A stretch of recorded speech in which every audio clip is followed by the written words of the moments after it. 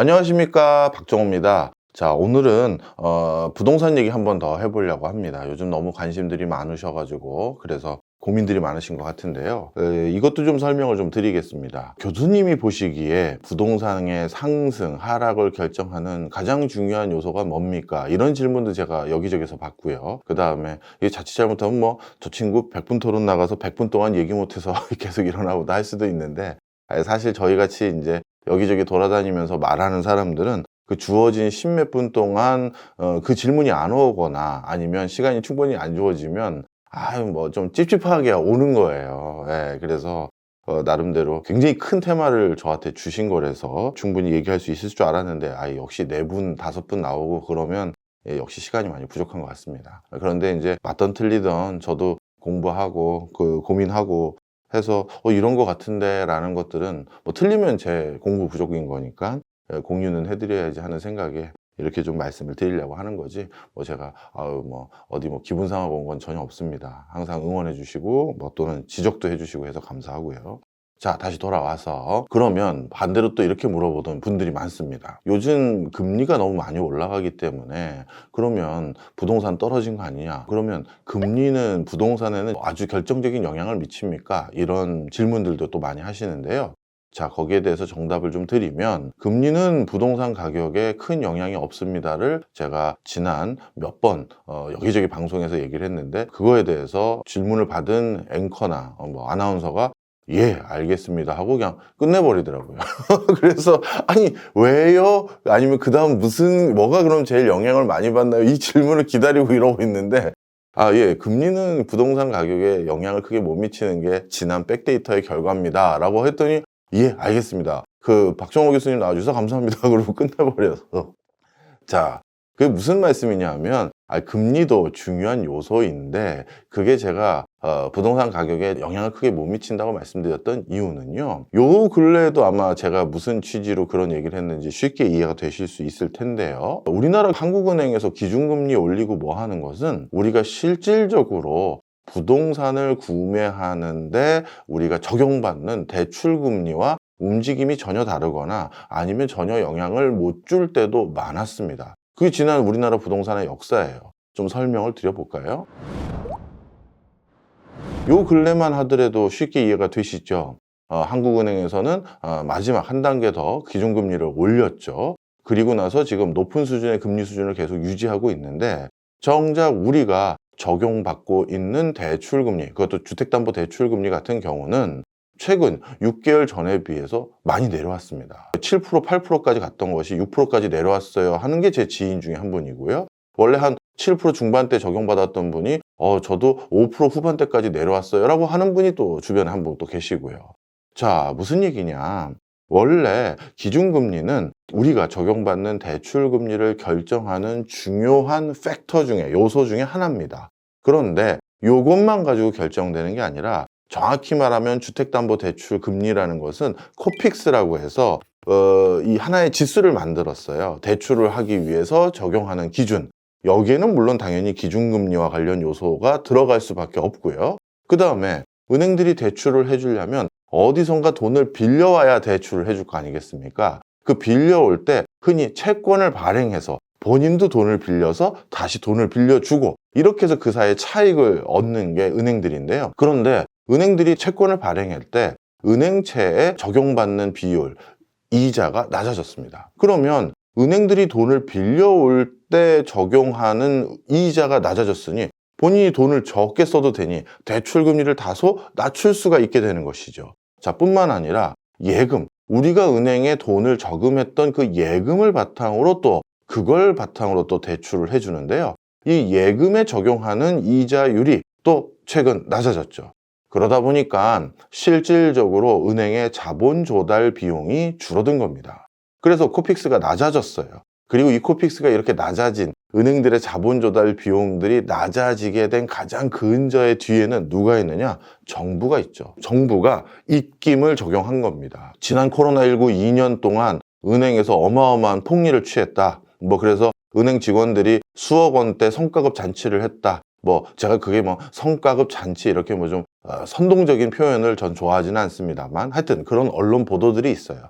자, 그래서 그런 보도 내용들을 기반으로 들춰보면 사실 성과급을 적지 않게 받은 건 분명한 사실입니다. 예.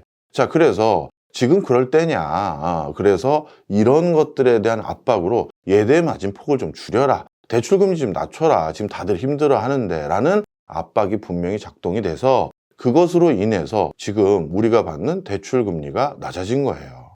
자, 그래서 무슨 요를 말씀드리고 싶은 거냐 하면요. 우리가 부동산을 구매한다는 것은 100% 내 돈으로 구매할 수 있는 사람들이 정말 얼마 없습니다. 그건 제가 늘 말씀드리지만 저 강남구나 서초구나 뭐 흔히 말해서 노른자 위에 한 3, 40억 이상대 되는 아파트들 구매하는 그런 분들이야 자기 돈 가져와서 현금으로 딱 돈 내고 딱 사가지고 가시죠. 저랑 평소에 아주 친하게 지내는, 그래서 제가 그쪽 유튜브도 간간히 가는 제 지인 한 분도 그냥 형님 저 그동안 열심히 유튜브 하고 밤새서 편집하고 해서 반포에 그 레미안 아파트 하나 샀어요. 오늘 계약하고 왔는데 뭐 짠하더라고요 라는 듯한 어떤 그런 뉘앙스로 한번 저 인터뷰하러 갔더니 얘기를 하더라고요. 그래서 제가 너무 대견하기도 하고, 야, 어떻게 그 반지하 같은 데서 시작해서 그렇게 됐니? 대단하다 하면서 그런 적이 있었었는데, 그때 그래서 제가 물어봤죠. 어떻게 했어? 대금 결제는. 현금으로 딱 쏴줬어요. 딱 하더라고요. 아, 멋있더라고요. 하여튼 그런 노른자 위 건물들 같은 경우야 현금을 내는, 그건 우리들과 다른 세상이고요. 나머지 같은 경우는 전부 대출을 끼고 삽니다. 자, 그럼 여기서 부동산을 취득하려면 결국 뭐가 쉽게 허용이 되어야 된다? 대출이에요. 그래서 대출을 해주는 금액 자체의 구간을 늘려주고, 그러니까 집값의 몇 %까지 대출을 해줄 것이냐, 그거에 대한 정책 기조가 중요하고요. 그리고 대출을 많이 단순히 해준다고 끝나는 게 아니죠. 그 대출금에 대한 이자율은 어떻게 해줄 건지가 또 중요합니다. 그런데 최근에는 우리나라 국민들의 상당수가 변동금리로 주택과 관련된 대출을 받은 게 대부분입니다. 그런데 우리가 90년대 중반까지만 하더라도 사실 대부분 대출금리, 주택담보대출금리는 고정금리로 적용받았던 시기들이 상당히 많았어요. 그리고 그 이후에도 부동산 경기를 조금 부양해야겠다라는 정책적 판단을 했던 정권들 중에서는 고정금리를 못할 경우에는 예를 들어서 계약금은 내겠지만 중도금 무이자로 처리하게끔 해주기 위해서 건설사를 백에서 지원해 준다든가, 아니면 은행권으로부터 그런 형태의 대출과 건축사와 건설회사와의 계약들을 장려하는 그런 형태로의 정책적 지원을 많이 했었습니다. 그러다 보니 아파트 완공되고 하는데 아주 짧게는 3, 4년, 길게는 그 이상 좀 걸리니 내가 대출 받아서, 그리고 지금 어차피 계약금만 내면 중도금은 다 국가에서 또는 은행권과 건설사에서 부담하고, 그 다음 완공된 다음에는 그 다음 또 중요하죠. 그 다음은 분명 우리나라는 항상 중간중간 부동산은 떨어진 적이 있지만 또 올랐으니까 결국 바로 오르자마자 되팔면 되겠네. 바로 그런 이유들로 인해서, 그런 기대감으로 인해서 부동산을 취득했던 분들도 꽤 있었던 것이죠. 자, 그래서 요는 뭘 말씀드리고 싶은 거다? 부동산이라는 것에 수요가 얼마나 더 생길지 말지, 부동산을 구매하도록 만들 수 있는지 없는지는 기준금리와 같은 금리라는 표현보다도 정부의 부동산 관련 정책, 부동산 대출과 관련한 정책이 어떻게 흘러가느냐가 훨씬 더 중요한 거예요. 우리 1차, 2차 오일 쇼크 때 그 금리 수준이 2자릿수였음에도 불구하고 그때도 여전히 부동산 구매가 연이어질 수 있었던 건 시중금리와 내가 집을 장만할 때 적용받는 금리가 달랐기 때문이고, 그런 것들은 정부의 정책으로 결정되는 것이기 때문이다. 이렇게 보시면 되겠습니다. 그래서 제가 말씀드리고 싶은 첫 번째 요소, 정부의 정책이 부동산 구매에 가장 중요한 요소다라는 거고요. 앞으로 정부의 정책 기조는 어떻게 될 것 같습니까? 라는 질문들을 많이 하십니다. 자, 그러면 앞으로의 정책 기조에 대해서 좀 말씀을 드리겠습니다. 이것도 좀 힌트가 살짝 있습니다. 지금 여러 가지 이유들로 인해서 정부도 이제 공식적으로 경기가 둔화된다라는 걸 명시하기 시작했습니다. 이번 2월 달에 기획재정부에서 발간한 경제 동향 2월호에 처음으로 이 문구가 딱 명시적으로 써 있어요. 국내 경기 둔화가 일어나기 시작했다. 둔화라는 표현은 정부 입장에서는 사실 잘 안 씁니다. 왜냐하면요, 정부는 경제 전반을 총관장하고 경제의 가장 큰 경제 주체들 중에서 가장 큰 비중을 차지하는 곳이기 때문에 이 정부가 어떻게 경제를 바라보느냐가 실제 경제가 그렇게 흘러갈 가능성도 많고, 아니면 여타 기업이나 개인들에게도 그것을 중요한 시그널로 여기게 만들기가 쉽습니다. 근데 정부 사이드에서 경기가 둔화될 것으로 보여 라고 하면, 그동안 아유 나도 둔화될 것 같은데 뭔 소리야 라고 했던 사람들도 정부가 계속 아니야 괜찮아 괜찮다고 하면 자꾸 저렇게 얘기하는 거 보니까 진짜 괜찮나? 이렇게 생각할 수 있었던 그 일말의 어떤 상황도 이제 없어져 버리는 거예요. 정부마저도 이제 경제가 안 좋대. 그럼 어떻게 한다? 소비 줄이고 투자 줄이고 고용 줄이고 신규 투자 안 하는 거예요. 바로 이러면 안 올 경기 둔화도 오게 됩니다. 그래서 정부 사이드에서는 가능하면 둔화다, 침체다 이런 표현을 잘 쓰지 않습니다. 그럼에도 불구하고 그럼 이번에 둔화, 침체라고 쓴 이유는 뭔가요? 이제는 더 이상 시장의 많은 경제 주체들이 오판하게 만들면 안 되는구나 라는 것 때문에 이렇게 표현한 겁니다. 즉 올 게 왔다라고 해도 과언이 아니에요. 자, 그러다 보니까 드디어 정부 사이드에서도 둔화라는 표현이 나왔는데요. 그런데 정부에서 지금 둔화를 가장 크게 걱정하는 것은 역시 또 부동산과 건설 관련한 경기 침체 부분입니다. 이것도 간단히 말씀드리면요, 우리나라에서 부동산과 건설이 차지하는 비중이 얼마나 큰지 제가 좀 통계를 몇 개 좀 찾아왔습니다. 좀 같이 한번 보여드리면요, 일단 부동산이 국민 경제에서 가장 큰 재화에 해당되는데요, 2021년 기준으로 건설 자산이 차지하는 비중이 6,193조 원입니다. 토지 자산이 차지하는 비중이 1경 680조 원이에요. 가계 입장에서도 부동산은 가계 자산에서 가장 높은 비중을 차지하는데, 역시 2021년 기준으로 가계에서 금융자산이 차지하는 비중은 35.6% 정도 되고요. 부동산과 같은 자산이 차지하는 비중이 당연히 64% 정도 됩니다. 근 70% 좀 못 미치는 수준이 전부 우리의 전 재산이 부동산이에요. 그리고 정부도 제일 큰 자산이 부동산입니다. 부동산을 기반으로 국가가 지자체 조세 수입이 좌지우지 된다 해도 과언이 아닌데요, 부동산 기반 조세 수입이 연간 부과되는 기준으로 국세가 57.7조고요 지방세가 44.7조 원입니다. 그래서 국가 운영에 있어서도 부동산 가격이라는 게 상당히 밀접한 영향이 있어요. 자, 그렇다면 이렇게 말씀드릴 수 있겠죠. 국가마저도 중요한 수입원 자체가 부동산 가격과 부동산 어떤 시황, 얼마나 부동산 경기가 활발한지에 의해서 지금 보신 것처럼 근 20% 이상이 좌지우지 되는 상황인데, 이런 상황에서 부동산 경기가 바싹 죽어서 반값 아파트가 된다. 자, 그러면 이게 내 집 사서 좋겠다라고 생각하시면 안 되고요. 정부가 그 지출해야 되는 세출은 더 잘 아시잖아요. 매년 조금씩 늘립니다. 이게 국회의원들이 잘못해서 느는 것도 많고 그 다음에 어쩔 수 없이 고령화되다 보니까 또 늘어야 되는 게 있어요. 그러면 이 세출을 어떻게든 보완하려면 우리가 부동산 이제 공시지가로 인한 여러 거래 대금에 근거한 부동산 세수, 그 다음에 활발한 거래 과정에서 일어난 세수, 이걸 못 걷었다? 어쩔 수 없이 우리가 매달 내야 되는 다른 부분에서 세금을 올릴 수밖에 없는 거예요. 그러니까 여러분들이 집값 반값 되면 전 좋겠어요. 그렇게 생각할 수도 있지만 모르겠습니다. 정부 사이드에서 13년 가까이 일했던 제 입장에선 그러면 다른 세율을 당연히 올려서 정부가 필요한 세수원을 확보해야 되는 거구나. 저희는 그걸 기본적으로 생각하거든요. 그럼 다른 세금 지출이 더 늘어서 결국 월세를 집주인에게 안 줬던 것을 일부는 어떻게 보면 국가에 또 주는 이런 형국이 생길 수가 있다. 이렇게 보시면 되겠고요. 개인들이 이제 대출을 받을 때 집값이 얼마냐? 거기에 몇 프로 대출을 받는데, 집값이 낮아지면 대출 금액 자체도 줄어들게 되고, 그러면 내가 지금 수행하고 있는 소비활동이나 투자활동을 또 줄여야 됩니다. 그렇게 되면 결국 개인들의 소비가 또 위축되기 때문에 이런 것들로 인해서 전반적인 경기 상황이 안 좋아져서 내 수입도 좀 줄어들 수도 있는 이런 요소가 생겨버려요. 자, 그리고 제일 중요한 건 정치인들 중에서 제가 이렇게 국가 경제를 진솔하게 고민하는 분 없지는 않습니다. 제가 그렇게 없다고 생각하지는 않아요. 또 개인적으로 만나보면 진정성, 모르겠습니다. 제가 속은 건지는 모르겠습니다만 진정성을 가지고 고민하시는 분들도 많아요. 이쪽에도 있고 이쪽에도 있고 다 계시더라고요. 그리고 조직 논리상 한쪽의 시각으로 말씀은 하시지만 실질적으로 반대쪽 의견도 들을 게 많아 하는 분들도 꽤 계세요. 네, 그렇게 믿고 싶습니다. 자, 그런데 이분들도 이제는 선거 시즌이거든요. 2024년이 총선입니다. 근데 지방경제 지금 만만치 않거든요. 그리고 지방에 많은 로타리 클럽에 있는 건설회사 사장님들, 제일 지방에 영향력을 행사하는 유지들입니다. 그런 분들이 이제 국회의원 선거 있기 전에 국회의원들이 더욱더 자주 지방 사무소에 출몰 해서 저 인사드리러 왔습니다 하면 이제 뭐 해야 되겠어요? 어떻게 할 거야?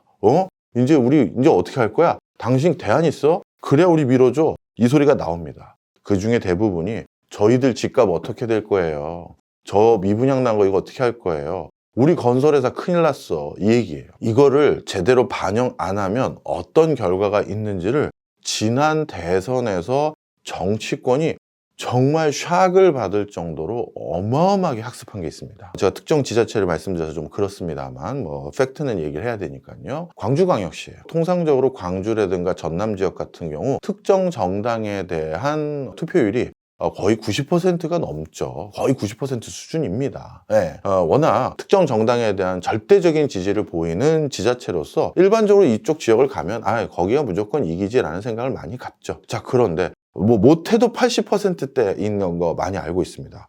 근데 지난번 대선 때 어떤 이슈가 있었었냐 하면 한쪽 정당에서는 나름대로 부동산과 관련돼서 좀 세율을 올리겠다는 요소들, 한시적으로 미루겠다는 얘기는 했었지만 그런 기조를 내세웠고요. 다른 쪽은 그거에 반대했었죠. 그런데 광주광역시의 봉선 이동에 해당되는 이 봉선동 근처가 광주의 대치동 같은 곳이라고 생각하시면 됩니다. 좀 좋은 동네고 아파트 단지도 많고 또 교육이 또 잘 되어 있는 그런 곳입니다. 이 봉선동에서 국민의힘 득표 상황이요 40%까지 올라왔어요.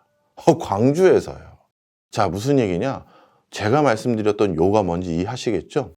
나름대로 중과세를 내야 되는 대상자들, 그 다음에 높은 세율을 적용받을 것 같은 부동산과 관련해서 이렇게 광주의 노른자위의 지역들 같은 경우 내가 부동산 하나 있는데 여기 이렇게 많은 세금 때리고 이 부동산 시세를 이렇게 눌러보겠다고 라고 하면 아무리 본인들이 지향하는 정치적 성향이 특별히 있다 하더라도 그 반대쪽으로 투표를 할 수 있는 여지가 이렇게 높다라는 걸 확인시켜줬다 해도 과언이 아니에요. 그렇다면 결과가 뻔하죠. 지난번 대선도 30만 표 차이로 대통령이 당선됐던 이게 국회의원 선거도 아니고요. 거의 그 정도 수준인데 지금 이렇게 부동산과 관련돼서 이런 입김을 부려했던 광주광역시의 봉선동이라든가 대전의 둔산동이라든가 일부 지역들의 움직임만 우리가 배려했어도 정권을 안 뺏겼을 텐데 당연히 그거 머리에 가지고 있는 거고요.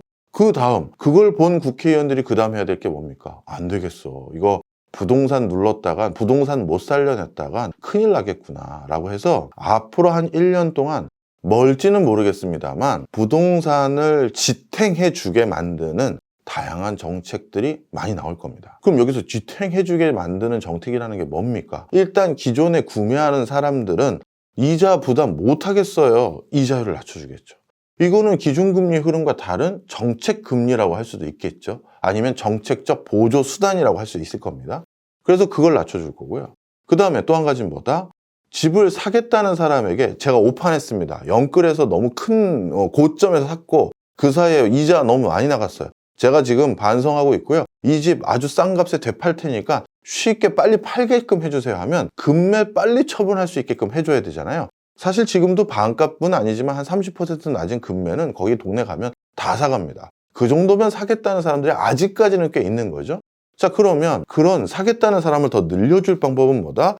대출을 조금 더 그분들에게 더 잘해주고 쉽게 해주고 그리고 그분들이 대출 받은 다음에 이자 부담 비용을 줄여주면 저 정도 수준이면 제가 저 급한 사람 물건 좀 사드릴게요 할 사람들이 생기는 거예요. 바로 그런 정책 기조로 흘러갈 가능성이 굉장히 높다라는 것이죠. 저도 오해하지 마시고요. 부동산 가격이 상승 지속적으로 하는 것에 대해선 언제고 큰 발목 잡혀요. 언제고 큰 발목 잡습니다. 그거를 제가 부정하는 건 절대 아닌데 이게 너무 빨리 꺼져버리거나 제가 제일 원하는 건 그동안 너무 빨리 올랐어요.